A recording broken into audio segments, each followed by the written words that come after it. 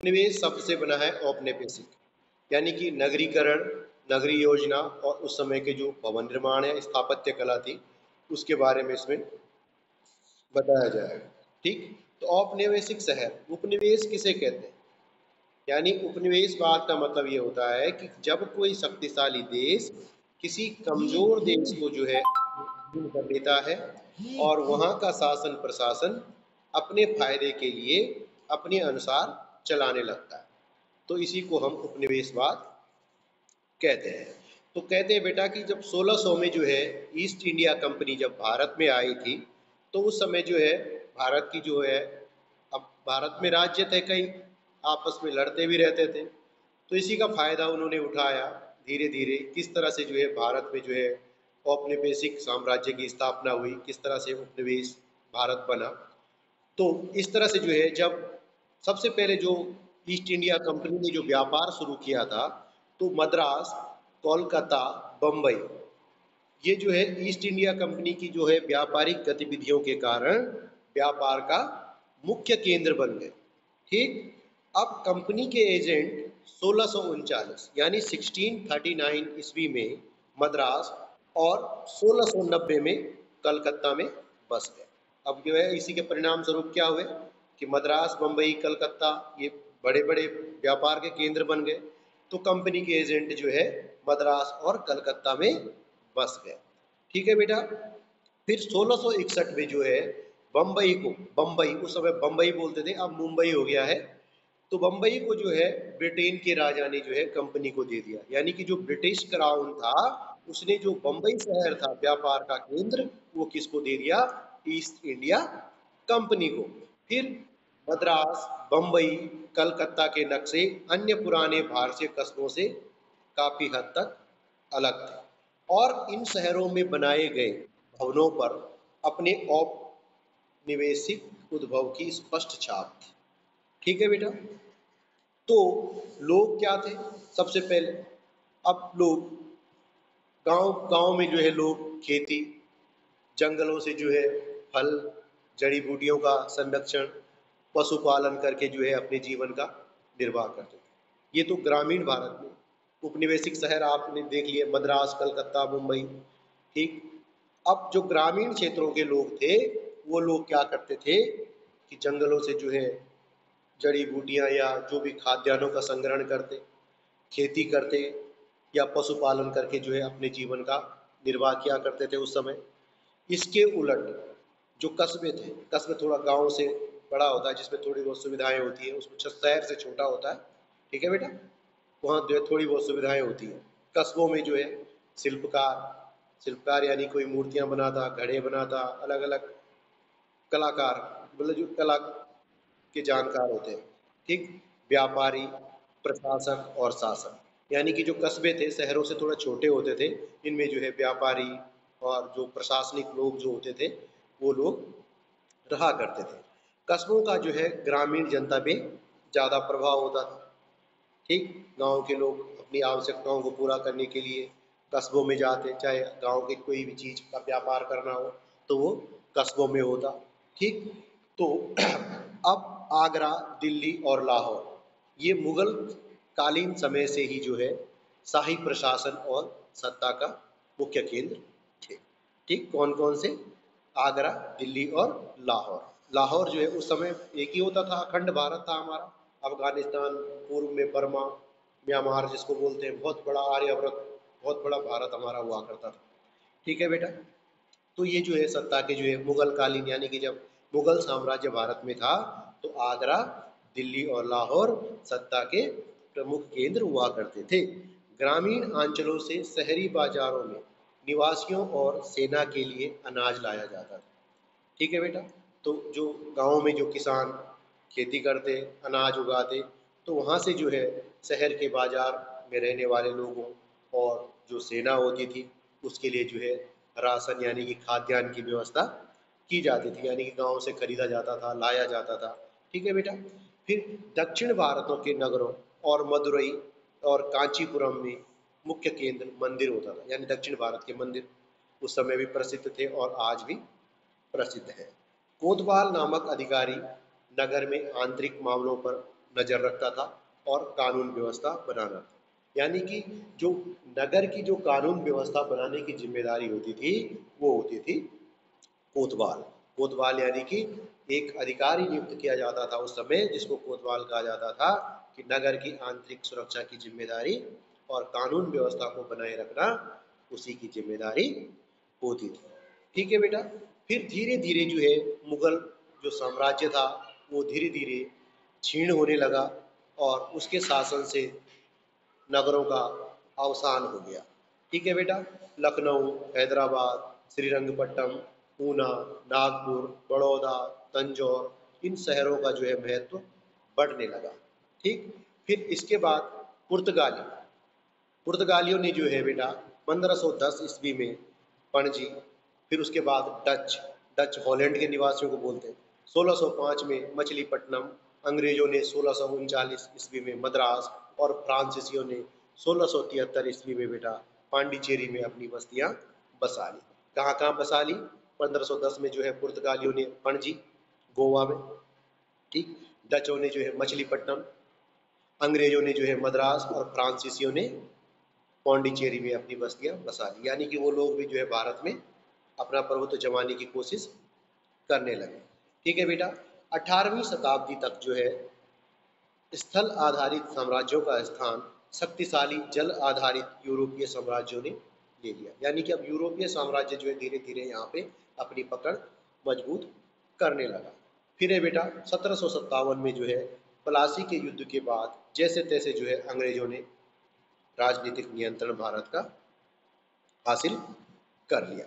फिर मद्रास, कलकत्ता और बम्बई जैसे बड़े बंदरगाह शहर तेजी से नई आर्थिक राजधानियों के रूप में उभरे 18वीं शताब्दी के शुरुआत। ठीक है बेटा। फिर अखिल भारतीय जनगणना के का पहला प्रयास सन 1872 में किया गया। यानी कि भारत में पहली जनगणना जब की गई, पहला प्रयास जो जनगणना का किया गया था वो किया गया था सन 1872। इसके बाद 1881 में 10वीं जनगणना की एक नियमित व्यवस्था की गई, यानी कि हर 10 साल बाद जनगणना की जाएगी। ठीक है बेटा। फिर भारत में जो है सबसे पहले विकास के नाम पे 1853 में जो है डलहौजी, लाल डलहौजी के समय में जो है रेलवे की शुरुआत हुई। इसने जो है सारे शहरों को जो है एक दूसरे से मिला दिया। रेलवे नेटवर्क का जब विस्तार हुआ तो लोगों का आवागमन सरल हो गया, व्यापार सरल हो गया। फिर 18वीं सदी तक जो है मद्रास, कलकत्ता और बम्बई महत्वपूर्ण बंदरगाह बन चुके थे, व्यापार का जो केंद्र बन चुके थे। ठीक है बेटा। फिर ईस्ट इंडिया कंपनी कंपनी ने जो है सुरक्षा की दृष्टि से जो है इन स्थानों के पास फोर्ट सेंट जॉर्ज, कोलकाता में फोर्ट विलियम और बम्बई में फोर्ट की स्थापना की। फिर इस तरह से जो है उसके चारों ओर यूरोपीय व्यापारियों और एजेंटों ने यूरोपीय शैली के जो है महल नुमा मकान बना लिए। यानी कि चारों तरफ जो है यूरोपीय स्टाइल में, जो यूरोप में जो बनाते हैं वो लोग, ठंडे देश है तो शंकुआकार छत होती है, उन्हीं उसी तर्ज पे जो है यहाँ पे मकानों का निर्माण कर लिया गया। ठीक है बेटा। कुछ ने शहर की सीमा से सटे हुए इलाकों में बगीचा घर बना ली। ठीक है। शासक वर्ग ने जो है क्लब, रेस कोर्स, रंगमंच, ये सब बनाए गए अपने मनोरंजन करने के लिए। ठीक है बेटा। और मजदूर वर्ग के लोग शहर के विभिन्न इलाकों में कच्ची झोपड़ियों में रहते थे और आज भी वही स्थिति है। आज भी कुछ ज़्यादा बदला नहीं है।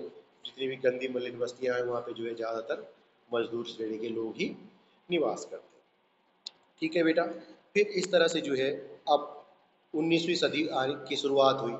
19वीं सदी में जो है जो उपनिवेशवाद का स्वरूप है वो और भी बदल गया। जब 1857 की क्रांति के बाद अब अंग्रेजों का रवैया विद्रोह की लगातार आशंका तय होने लगा। 1860 से 70 के दशक में भूमिगत पाइप आधारित जलपूर्ति, यानी कि जो अंडरग्राउंड पाइपलाइन की व्यवस्था भी पानी की होनी शुरू हो गई। ठीक है बेटा। अब हिल स्टेशन की बात आती है कि जो ये हिल स्टेशन होते हैं ठंडे माने जाते हैं, जो ठंडा वो सेहत के लिए भी अच्छा माना जाता है।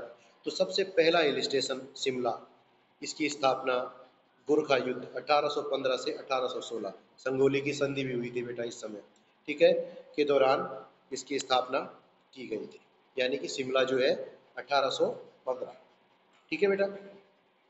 दार्जिलिंग को जो है, दार्जिलिंग भी एक पर्यटक स्थल है, इसकी जो स्थापना की गई 1835 ईस्वी में की गई। फिर इसको जो है सिक्किम के राजाओं से छीन लिया गया।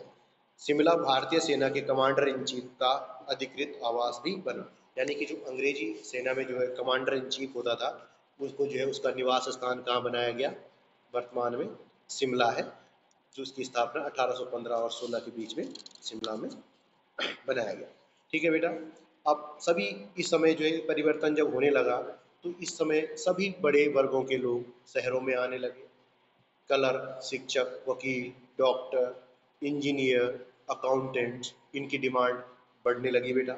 ठीक। इसके परिणाम ये हुआ कि एक मध्यम वर्ग का जो है एक विकास होना शुरू हो गया, और शहरों में जो है एक मेहनत का श्रमिक और एक यानी कि गरीबों का एक नया वर्ग बढ़ने लगा। ठीक है बेटा। फिर जब ईस्ट इंडिया कंपनी ने जो है अपना व्यापारिक गतिविधियों का केंद्र सबसे पहले पश्चिमी तट पर सूरत के सुव्यवस्थित बंदरगाह को बनाया, यानी कि जो पश्चिमी तट गुजरात में पड़ता है सूरत, वहाँ पे जो है कंपनी ने जो है अपना व्यापारिक गतिविधियों का जो है सबसे पहला केंद्र, ठीक, उन्होंने जो है मद्रासपट्टनम में एक व्यापारिक चौकी बनाई। इस बस्ती को स्थानीय लोग चेनापट्टनम भी कहते हैं। ठीक है बेटा। फिर मद्रास को जो है कई गांवों को मिला करके मद्रास को विकसित किया गया। सांथोम वहाँ का गिरजा रोमन कैथोलिक समुदाय केंद्र था बेटा। ठीक। ये सभी बस्तियाँ मद्रास शहर का हिस्सा बन गई। इस तरह से जो है उपनिवेश काल में जो है किस तरह से जो है ये विकास हुआ, किस तरह से नगरों का विकास हुआ, एक मध्यम वर्ग का विकास हुआ, एक मजदूर वर्ग का विकास हुआ। ठीक है बेटा। इसके बाद सबसे बात आती है हाइट और ब्लैक टाउन। हाइट और ब्लैक टाउन शब्दों का क्या महत्व था। हाइट और ब्लैक टाउन का मतलब है यूरोपीय गोरे और भारतीय कालों में विभेद पर आधारित बस्तियाँ। ठीक है।